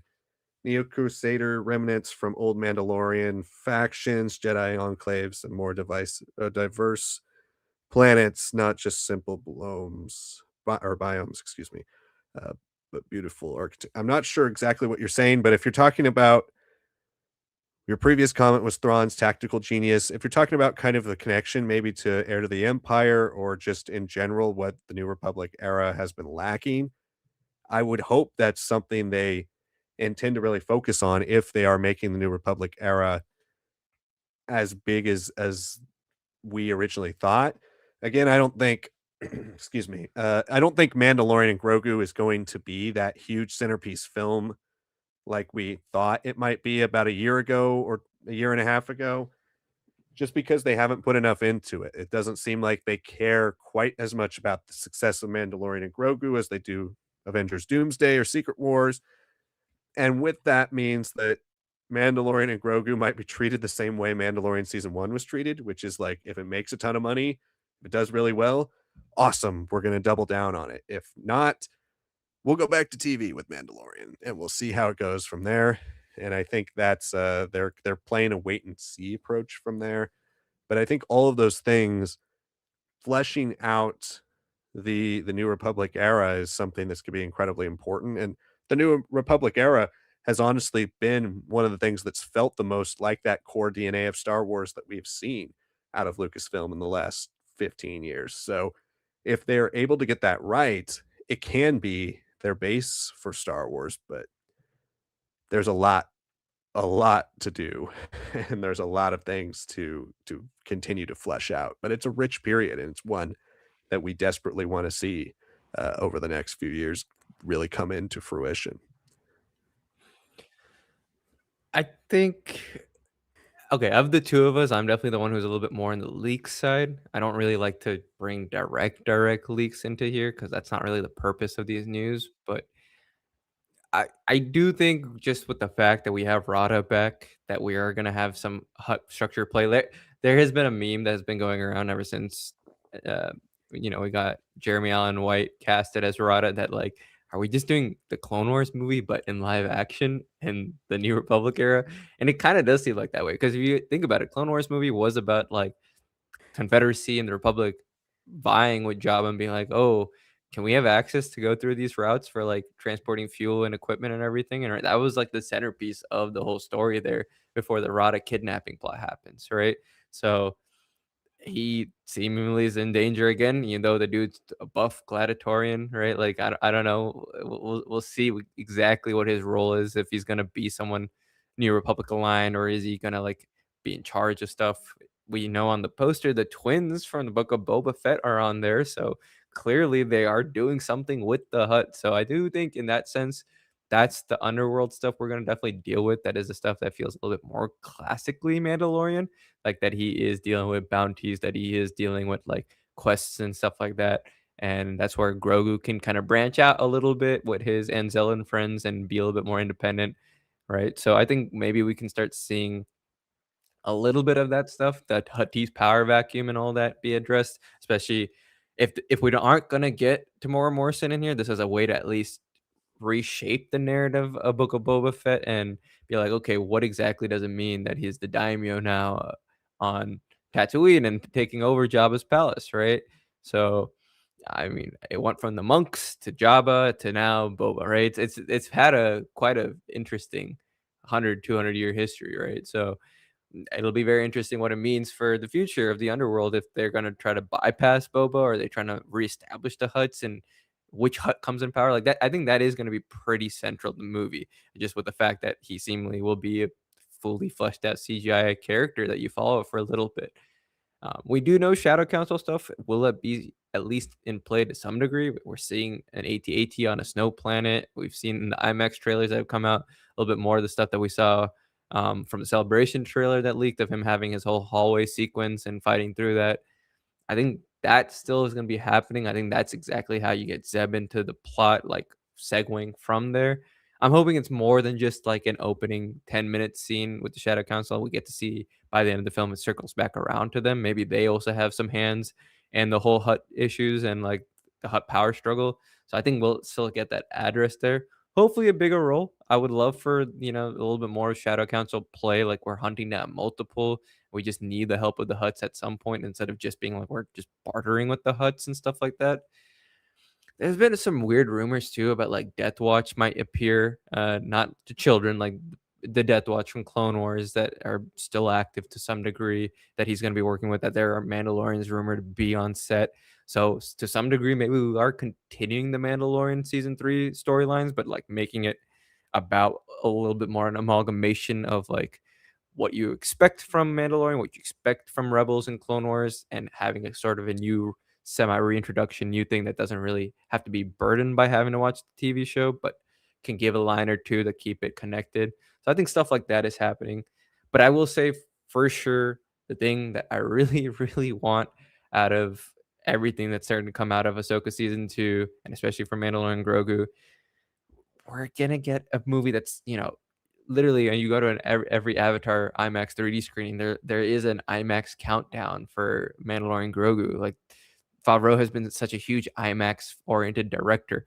I hope for the sake of not just this movie, but for the franchise moving forward, we start getting a little bit more diverse biomes again. Like what we achieved in the prequels with CGI, you can do that still, but you can add some practical effects and elements there too. And I hope we see Mandalorian, especially with the Mandoverse not necessarily having the most unique looking planets and biomes. Hopefully, we get to see something totally new and out there that we haven't explored, maybe just in animation or something entirely new. So I don't know about New Jedi Order. I don't know about Remnant Jedi and Republic Rangers of the New Republic and stuff like that. But Underworld stuff, I think for sure.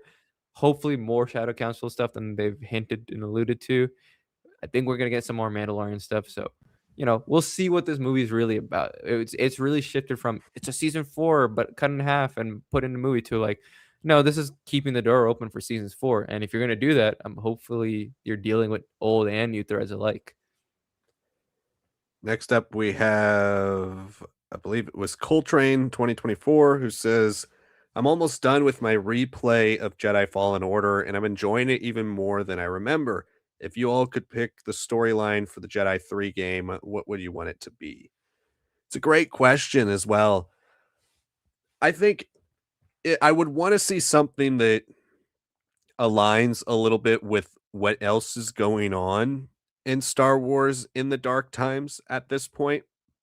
We know we have the path, which has been set up in the Obi-Wan show, continued once again in Tales of the Underworld, but in Tales of the Underworld, it's seemingly significantly before we see it in the Obi-Wan show. We know Quinlan Voss was around during that, heavily involved in it. I would love to see Jedi 3 kind of bring Cal a little bit full circle back to the Jedi. We've seen a lot of these outcast kind of Jedi and Cal almost as his own kind of outcast survivor style Jedi, when I would love it if basically his training was completed. Now he's this kind of very different style Jedi brought back to the High Republic roots. Um, if he could come full circle with more classic Jedi, if we could see some of his adventures with in the rest of the galaxy and what his adventures kind of meant for the Jedi during the dark times. Vader obviously has played a role in both games so far, and I think bringing that full circle to where maybe he dies at the hands of Vader, maybe he doesn't, maybe he continues to live on into the New Republic era, hidden. But I think bringing him back to the galaxy and letting him actually leave a little bit more of his own unique stamp on the Jedi fall from Order 66, bringing this story full circle, that would be where I would go. Because in Fallen Order, we start with that. Basically, it's your traditional classic post Order 66 Jedi surviving past the Jedi Purge and having to find himself and mature and become somebody without a master. Then in Survivor, the world opened up to him and he's learning about the past. He's connecting with the future. His, adopted surrogate master dies in favor of, basically to save him, and he's now, becoming somebody out of the remnants of what the Jedi left him post Order 66. Now I would like to see him return as the definitive Cal Kestis, bringing his light back to the galaxy that he initially kind of abandoned, or that he initially kind of moved on from when we first meet him in Fallen Order. So that's where I would go with it. I think bringing it full circle. Also be interesting to see what they do with like somebody like Marin, now that we know the Night Sisters are so heavily involved with Ahsoka, and how that's all going to play out for the future. Whether Thrawn could have some connections to Jedi 3 because of that, whether it's something that's been in Thrawn's plot and his plans since before he disappeared in Rebels. There's a lot of other cool things like that. Whatever Zepho connections now to Ahsoka there are as well. There's a lot of cool things that you can do with lore that connect around it, but specifically for Cal, I would just love him to come full circle and actually make a name for himself and have his own stamp on the galaxy before a New Hope and before the Dark Time is end. Yeah, I mean, it is his little pocket universe. I know people want him to jump right into like new Republic era, and I do too. I mean, I want to see Cameron Monaghan get to fully embody the role.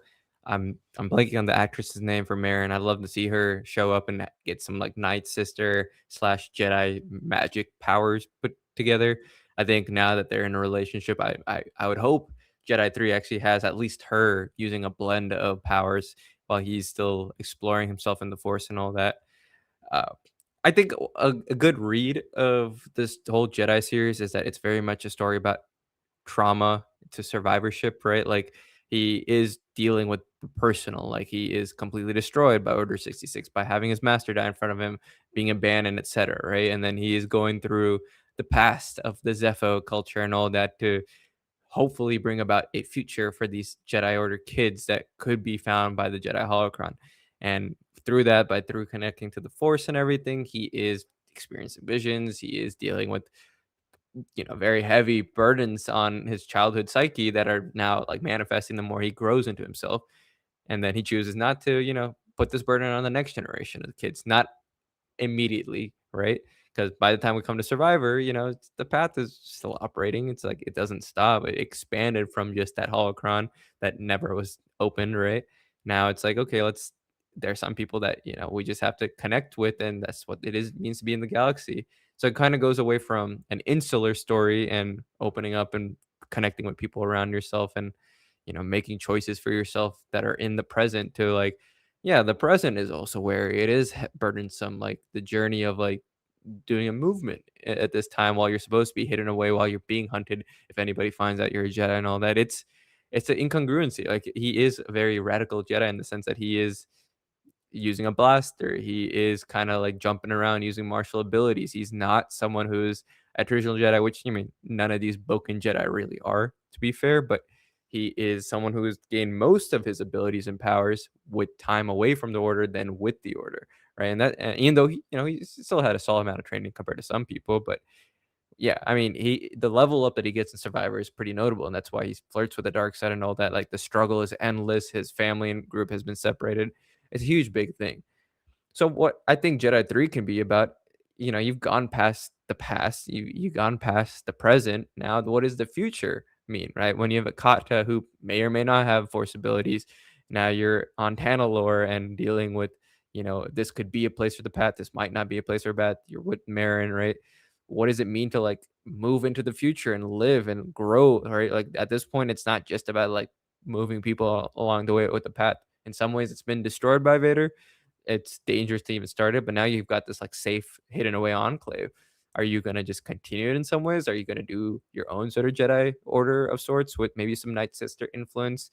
I think that's the big thing. Now it's going to be like, can you grow without like having this sort of self limiter? Because it's one, not just your fears, but it's just the fact that like there's a star destroyer hanging over like the whole solar system there. There's, this whole thing with losing another master in Seer and all that. And like, are you, once you step into this role, are you dooming yourself to like, hey, I'm trying to create the next generation here, but seemingly everybody who has continued his training has died along the way, right? So I think that could be something that now he's afraid almost of his future, of his potential of like a new life and a good life, right? And is he going to be the one now most directly hunted down by Vader or something?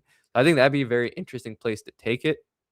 I do think that for me personally, I wanted to start off on Tantalor before it expands out, but I could also just see it be something where they kind of skip over the whole Tantalor thing and they're like, okay, yeah, now we're in a different part of the galaxy now. We are trying to like elevate certain things. We're trying to make our own thing happen here, and maybe we're on the run again. Him, Marin, Kata, their little family unit with Grease, right? So yeah, I think it'll be very future oriented, like, and it will have like a little like cloud hanging over, like, will he make it to A New Hope? Like, and I think that's the best way to play it. If he dies in this game and goes down swinging, I wouldn't hate it, honestly. I think having continuously more and more Jedi show up, that's been a criticism for people, and having someone have their whole arc in the Dark Times essentially wouldn't be bad. I would not hate it, but at the same time, like, I still want him in live action, so I hope he makes it to the New Republic era. I hope he does too. I just think, um, I think his story wrapping up in video games would be awesome and fitting as well for the power of video game stories, especially because we haven't seen much in terms of significant storytelling in video games in the post George Lucas era of Star Wars. So there's part of me that still wants to see that character in live action. Then there's other part of me that, as a gamer, is like, if he dies in a video game, that actually adds so much gravitas to video game stories for the first time in the Disney Lucasfilm era, and that would be a certainly a warm welcome as well. Thanks for that question. We also have Coltrane 2024 says, off topic question, but where do you guys find all your Star Wars t-shirts, sweatshirts that you wear in videos and live streams? A lot of different places, not really one specific one for me. I've accumulated a lot over my entire life, kind of been the same shirt size for a long time. So I've had shirts from, as early as probably like 2010, 2011, that I still wear, and as late as 2025. So a lot of different places. I would say the majority of the ones I have come from either Disney, Disneyland. A lot of my older ones came from Disneyland. Um, I've gotten stuff from Etsy in the past. This came from Etsy, but this was a gift. Um, Uniqlo has had some good Star Wars stuff over the last few years. Uh, but yeah, I would say Disney's website, a lot of my stuff has come from. Some stuff from like Amazon, the Star Wars store on Amazon. Um, Other things I've found at thrift stores. It's just kind of a hodgepodge of stuff over the years. But yeah, the lots and lots of stuff to continue to wear every stream. Yeah, I'd say some of your traditional stores like a Target and Kohl's and stuff like that, growing up. More recently, I have been kind of pushing more towards like adult oriented clothing, like stuff that I can wear outside instead of just, with Star Wars fans on stream. Um, Uniqlo, that's where I started. I have that one of a dewback with but it's like blended in with like the art code and files and everything. I don't wear it as often because it doesn't fit me super well now. I'm a little bit bigger.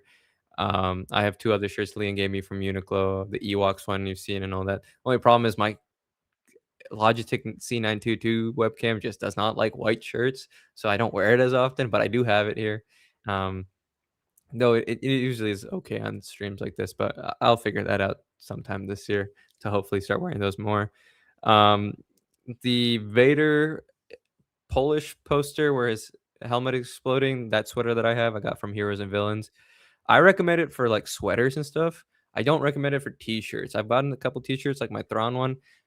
They just only go slim and long. I don't understand who their shirt supplier is, but I am not a fan. I'm not like the tallest guy, but it is pretty atrocious. Like, I always have to like stretch out a shirt. At this point, I'm starting to feel like I need to buy like a sewing machine if I want to like buy shirts from them.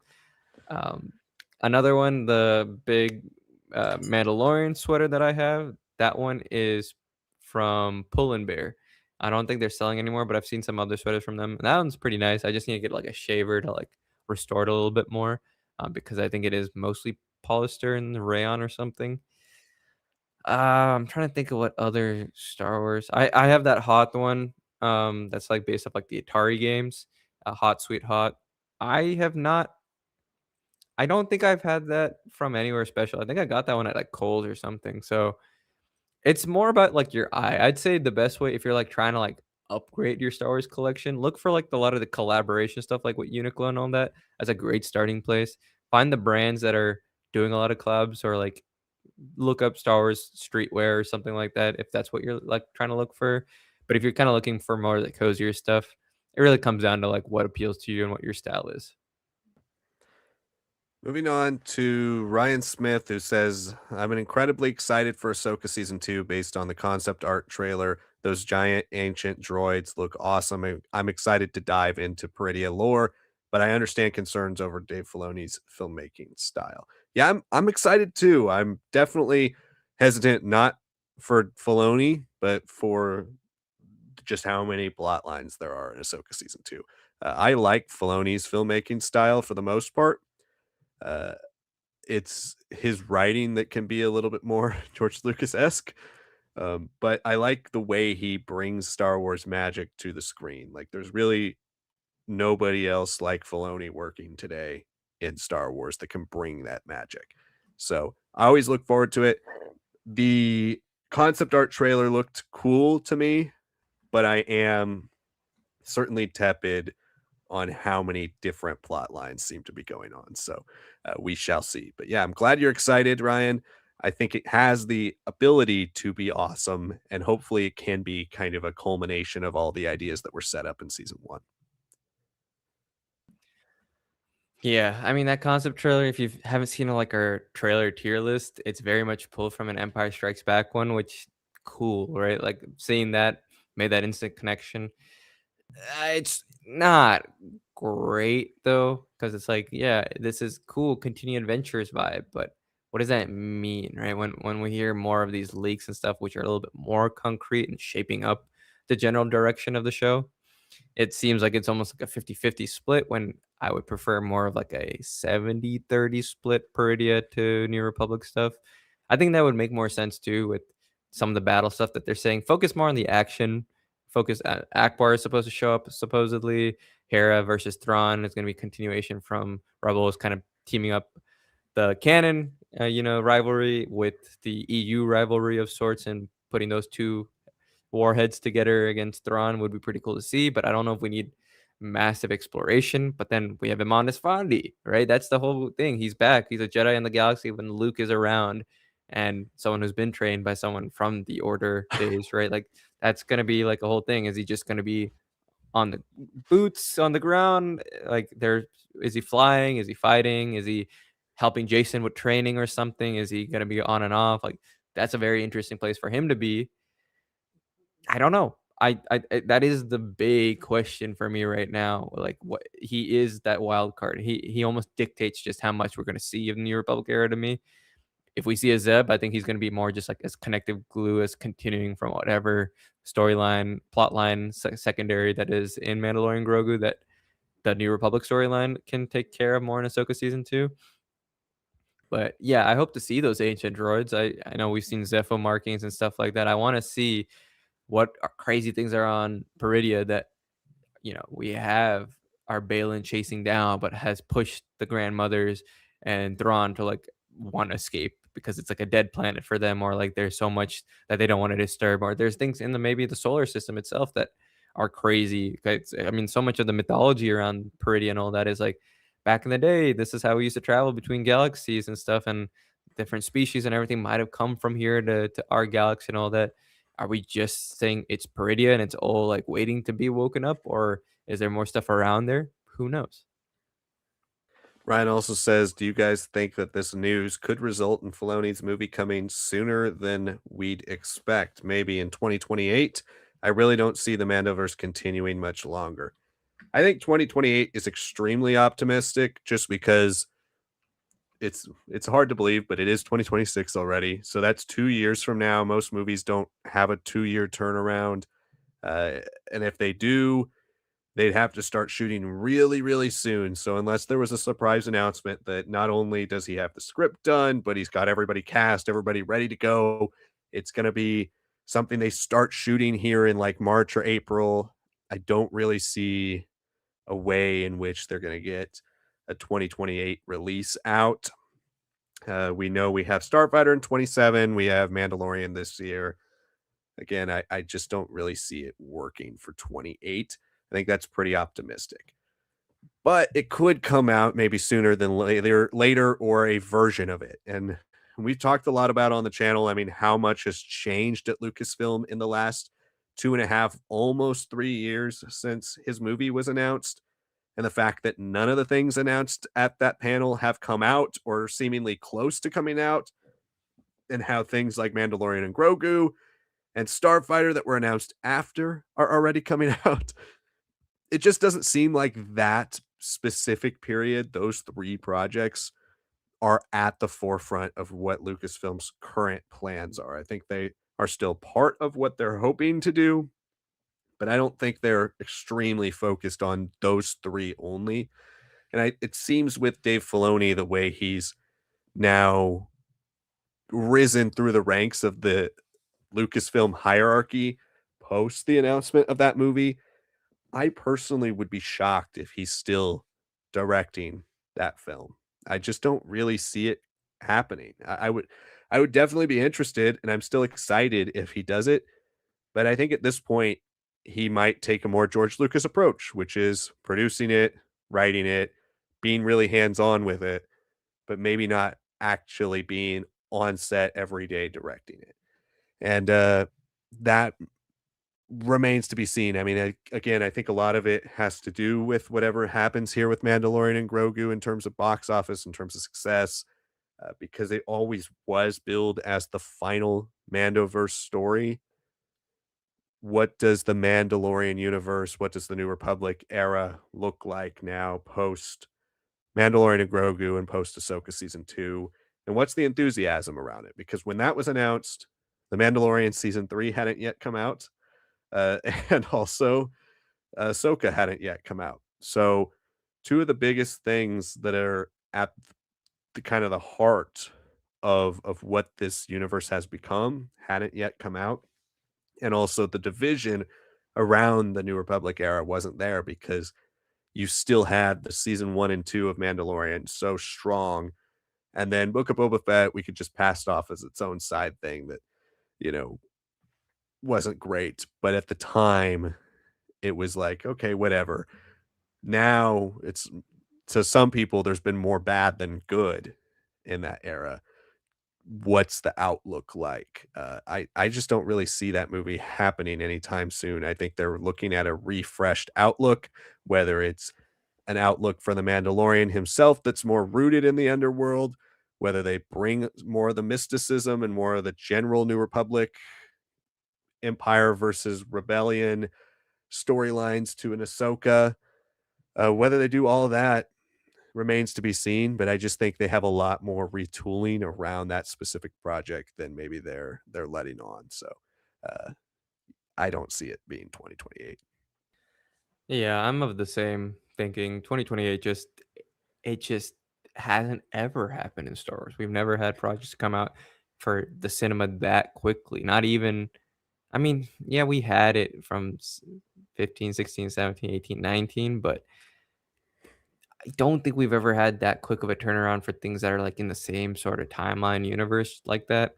It just it's hard. Like that was a big critique of the sequels. Like we needed an extra year to like really sync and plan everything up. And as much as we don't like how much we've been hearing about something be announced and pulled back, I'll live with that if it means that whatever comes out next is truly planned, is lined out there, and more bangers than their weaknesses in the lineup, right? Especially if they are supposed to be watched chronologically and all that, and they're in their own kind of universe.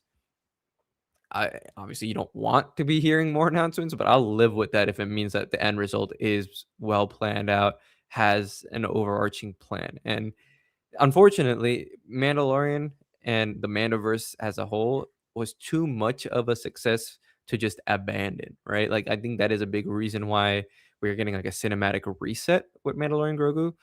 Now, I really do think that if they're gonna look at it as like if this is like a 600, $700 million movie, let's continue all these storylines and streamline them into movies and make a nice little trilogy or something for that and Ahsoka, or and wrap it up that way. And then that would still push this Filoni film closer to like 2030, right? If it does okay, let's say like 400, 500, then it's like, oh, pretty good and enough money for us to like really invest in a season 4 and continue that way and streamline elements again into that show and the Ahsoka show being like the only two shows that are followed up through, right, for the metaverse, and the only ones that you're really willing to invest in and have shorter timelines instead of having a Skeleton Crew or Book of Boba Fett spin-off. Put those kids in Skeleton Crew to show up in like an Ahsoka season 3 if they're somehow thrown into Peridia. Put Boba Fett and his storyline properly into Mando's season 4 or 5 instead of spinning it off and then saying like, "Oh, you don't really have enough for a full show," right? Like I think they're going to be very cognizant of how the finances look like around this universe because it's it's too big to fail, but not so big that it has to stay in one medium and all that. So, and I think that's really the big thing. And right where we are in the story, I'd argue like we've seen a lot of cool things from The Mandalorian, but not necessarily like big lore implications until maybe like season 3 and like parts of season 2. Ahsoka, definitely a lot more lore, but that could be its own pocket universe that we're going into. At the point in time before Mandalorian Grogu was, really first announced, at least for me, I thought we're in like this like the timeline for things actually stretched out immediately because it's like, oh wait, there's like a lot of things that we need to figure out still for the galaxy, for the storyline here to actually make sense. So Filoni film wrapping up stuff felt like, oh, maybe we're gonna have to have a couple projects or like another sort of movie or something in between before we even get to that. So short answer, no. Right? Long answer, it really depends on the finances, and I think also just depends on like if they're streamlining their storyline or whatever streamlining they're doing still requires certain expansion in between. Yeah, definitely. And I think most of that will be obviously answered by the direction of Mandalorian and Grogu. I don't expect it to be an expansive film, but what they leave as like breadcrumbs, right? Because Republic, Empire are still going to be part of that. Do they decide to pull back on Thrawn and pretend like he's going with a long game? Do they have a whole new fleshed out universe, or do they immediately introduce the danger? We'll see, but I don't think 2028. I think they just have too many things they want to do with that time period, and I think they really I think they see that as their core Star Wars, and if they can get it up and running, they would love to have original trilogy style Star Wars going at the same time as post-sequel era Star Wars with Starfighter, and have both of those things happening at the same time. So people who won't give sequel era a chance will go to New Republic. I think that's what their hope is. Uh, Next up, finally, Paula, we're getting to your question. Paula, 1966, who says, "Hello, Star Wars lads. I have a question for you both. Do you think Keanu Reeves would play a great Darth Revan?" So this has been a theory speculation for a really long time. I believe there was a Photoshop done of him a long time ago that people Yeah. fell in love with, and that was kind of where this all started. I think he would have been a long time ago. He is a little too old to do it now. I believe he's in his 60s or almost Yeah. 60. So I think just basically he's way too old to play Revan now. Could he play a Revan, an older Revan, if you wanted to do some type of Old Republic storyline? Could you have him be Revan there? Sure, he could be. But I've also just found that Keanu Reeves, as awesome as he is, and everybody says he's the nicest guy in Hollywood.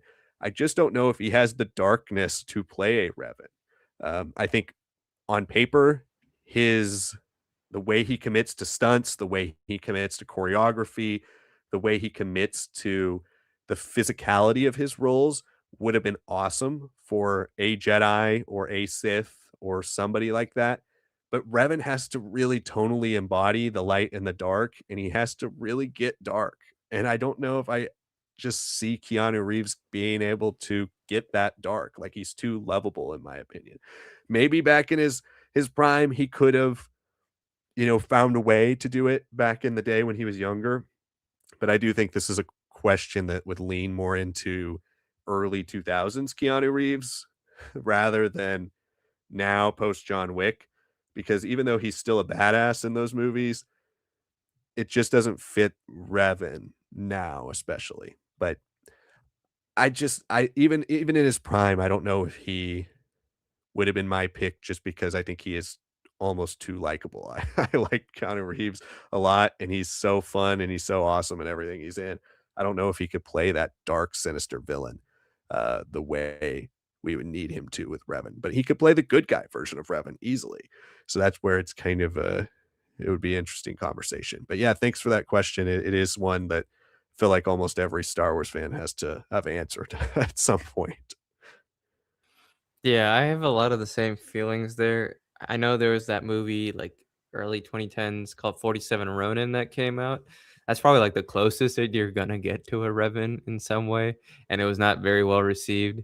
And unfortunately, one of the biggest things, especially for pre John Wick Keanu, is that he's too wooden, right? Like he's not in his Point Break speed prime, right? Like where he can just rely on stunts and good looks. Like he tried to do certain films, like, I think he was in, The Day the Earth Stood Still. I think he was the alien from that, which kinda worked for that role, but unfortunately, he doesn't emote super well in, like, dramatic roles, like, eh, I mean, Bill and Ted, I think he does fine in comedic stuff. I heard good stuff about Good Fortune, where he kinda plays, like, a lower level angel that kinda messes up things.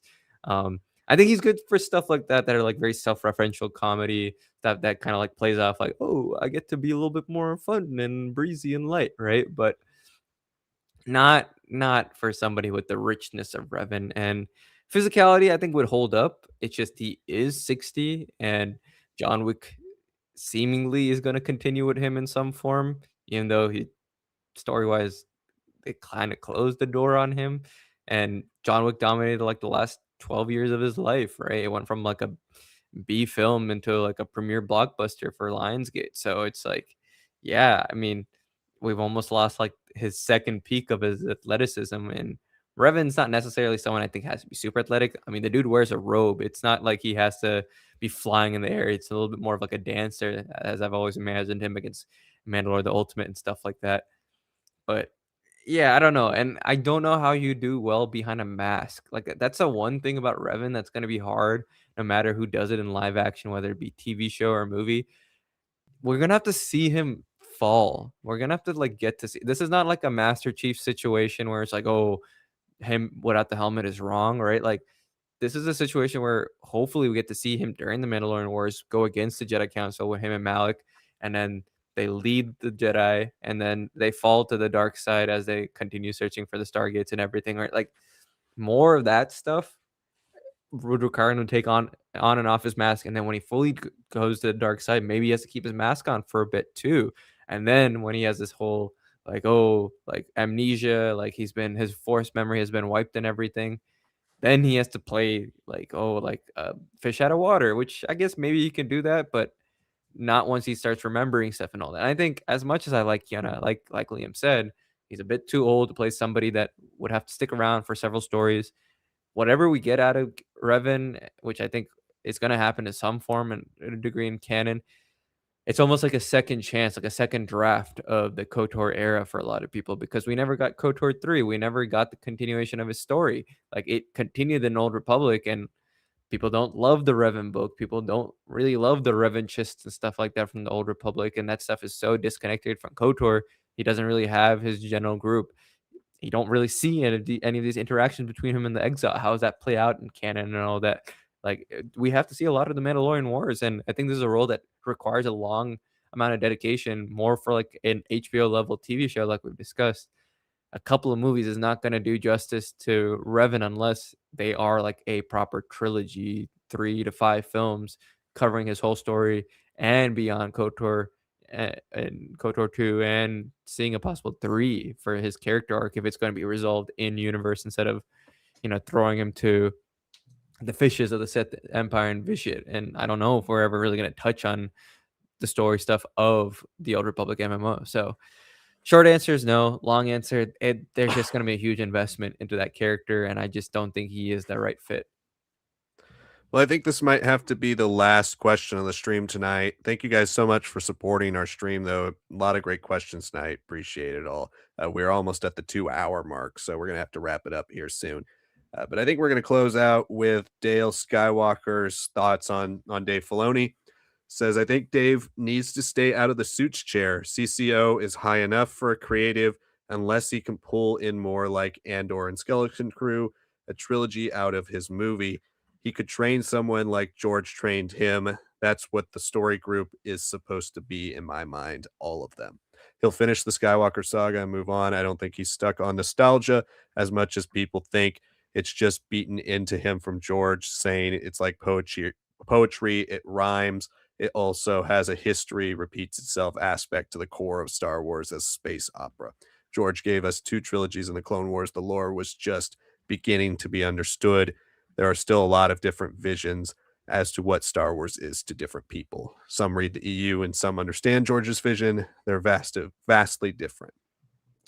Well, and I think those are all great points, Dale. Like what Dave Filoni can do and what we've kind of been harping on this whole stream is if he is a unifier of men, if he's the glue guy, if he's somebody who's a true leader, he'll be able to take those new ideas and infuse them with the magic that he has as a Star Wars creative, as somebody who has now been the second most or second longest tenured Star Wars person outside of George Lucas. He has been there since I believe 2006 was when he was hired to work on Clone Wars. And so he's been there for now 20 years. And so with Dave Filoni having a 20-year run on Star Wars, the only person who's been there longer was George Lucas, who was there for 35.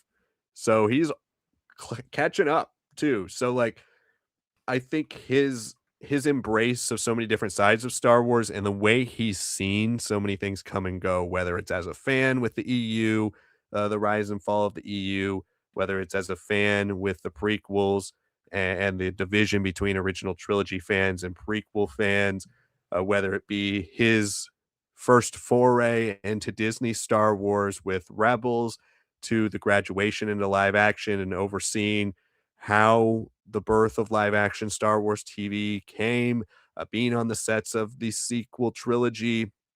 Dave Filoni's been kind of entrenched in every facet of Star Wars post prequels.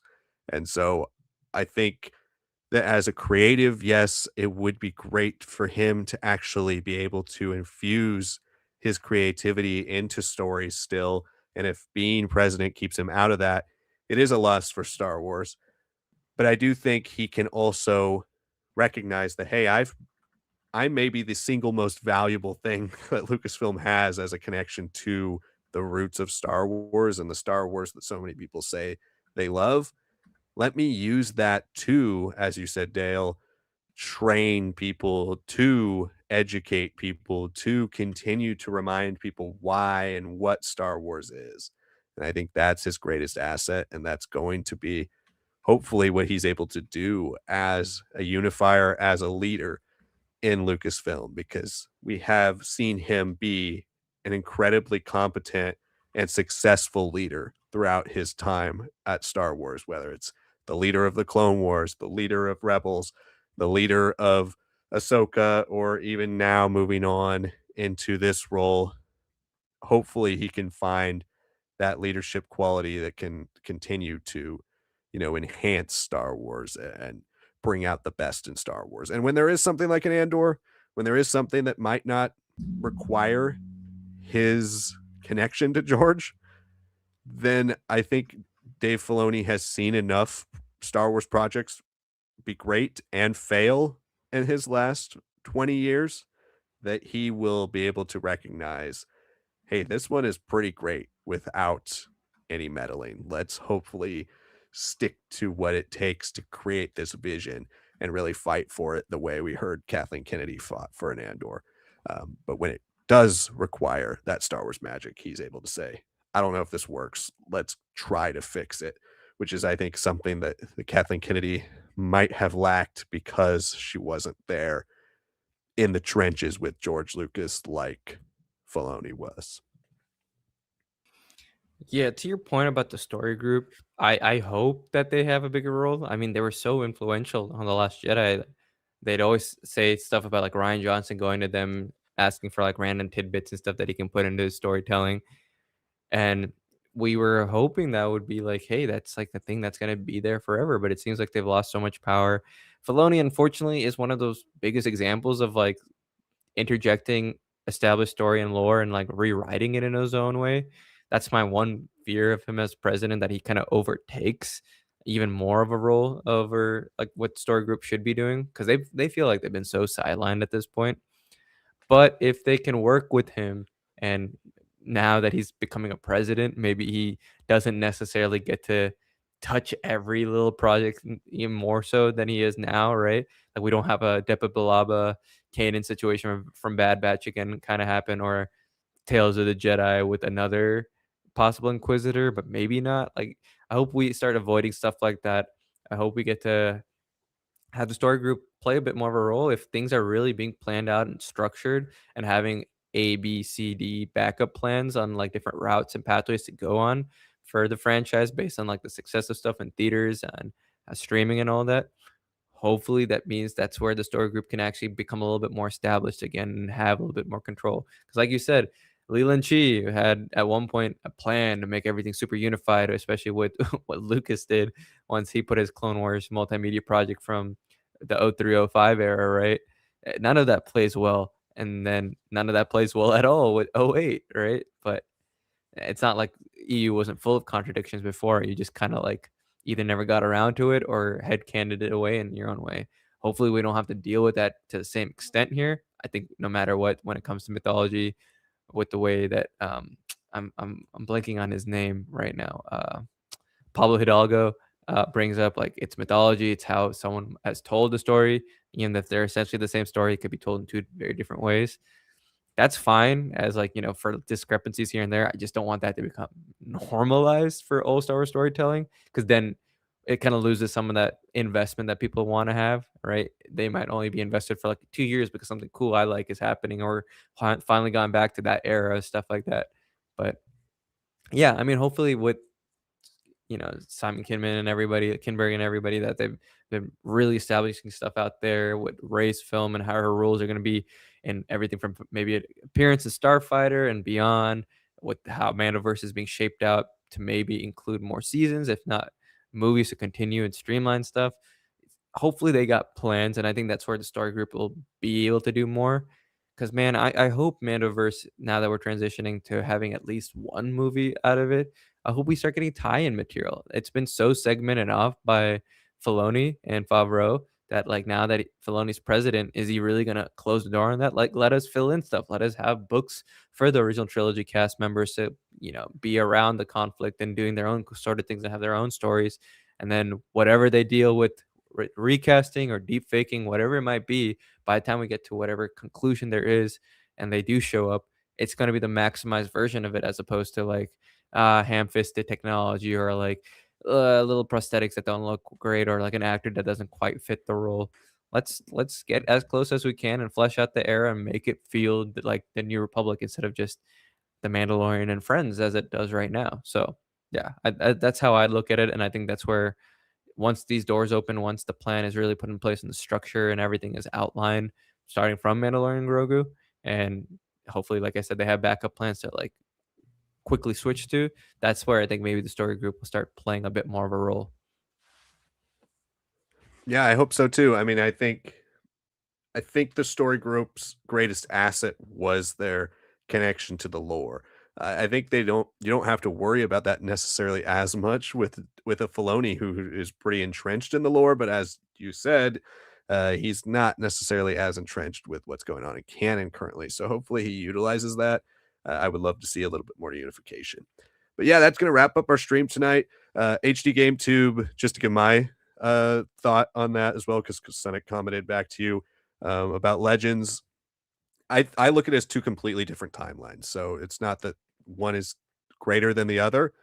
You can read Legends and it all existed and happened for Legends. And then canon all existed and happened for canon. but it doesn't have any impact on Legends. So like just as one doesn't have any impact on the other, vice versa, it's the same thing, right? So you can read New Jedi Order, it has significant impact on what you read already in Legends. So that's how I look at it. But yeah, guys, thanks so much for watching the stream tonight. We appreciate all of you. Make sure you like the stream if you haven't. Really helps out our channel. Keep locked on Star Wars Lads in 2026. It's a huge year for Star Wars. We're going to be talking Star Wars all the time. So make sure you join us every single week. We do this every Tuesday. So make sure you join us on Tuesdays for our live streams and Q&As. Keep an eye out on the channel for shorts, videos, polls, all that great stuff still coming out throughout the entire year. Thanks so much for watching, everybody, and we will see you all next time.